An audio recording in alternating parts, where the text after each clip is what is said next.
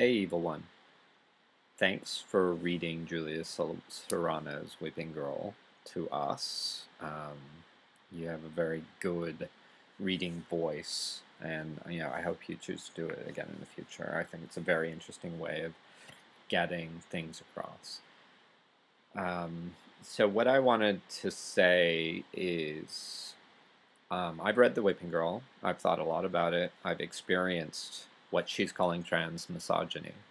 Um, of when I was trying to be more gender conformist, let's say, when I was being a woman, um, or presenting as a woman, or asking people to treat me as a woman. I just really discovered how we are not accepted in queer spaces. Um, Trans women. Um, there's a huge prejudice against trans women, and the less you pass, the less accepted you are. But even if you pass completely, there's just all this bullshit which Julia talks about in her book. She's very good at describing it, and I value very much that she's done that. So we're not accepted in those spaces. And another point of her critique is that they're uber masculine spaces. That's the elephant in the room that nobody wants to talk about. Is these queer trans spaces are filled with bio girls doing a really horrible form of masculinity, hypermasculinity, kind of hip hop masculinity, like dude, and getting in fights and being very territorial and mean, and calling women bitches even, let's it's there's some really fucked up masculinity shit going on in queer spaces.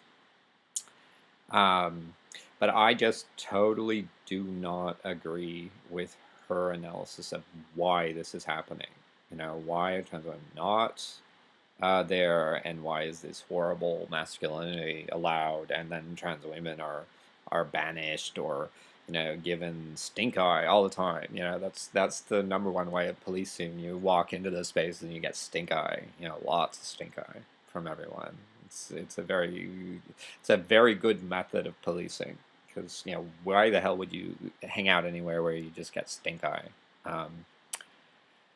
Even if other people are being nice, if every second person is giving you stink eye, you get out of there. I'm sure that's what happened to blacks when they used to go into white spaces, stink eye.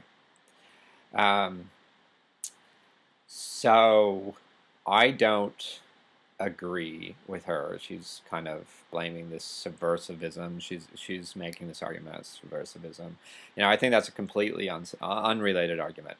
I'll have it with her. I totally don't agree with her privileging of traditional genders. I think the gender binary is the problem, and until we get past the gender binary, we're not going to evolve as a society. But that's a completely different point. I don't think that it's the gender fucks like me, the gender queers like me, that are causing this problem. I don't think she makes a very good case for that either. I think the thing is very simple. Is they don't hate her for her transness, and they don't hate her for her femininity. They hate her for having been born with a penis. Um, and that's kind of the dirty secret of queer spaces. Is that queer spaces grew out of women's spaces. They grew out of dyke spaces. And to a very huge degree, San Francisco queer spaces and trans spaces are still dyke spaces. They're dyke spaces which have allowed trans guys in, basically. And now they use the word trans. And there's an ideology of being open and accepted, but that doesn't really extend to people with penises. So we accept everybody except if you were born with a penis. So I mean, it's a very strange thing, because they went from women's spaces, where in some sense masculinity had at one point been considered the problem, And they've gone to places where, it's all dykes or ex-dykes. Um, it's still people who were bio girls, born as women, people with vaginas, people born with vaginas who still have vaginas, and but now masculinity is okay. So it's a very strange kind of feminism, which is like penises are not okay, but masculinity, even if it's complete and utter misogyny, misogyny is okay. That's not really a problem. It's those people with the penises, they're the problem. As long as we keep them out, we'll be safe.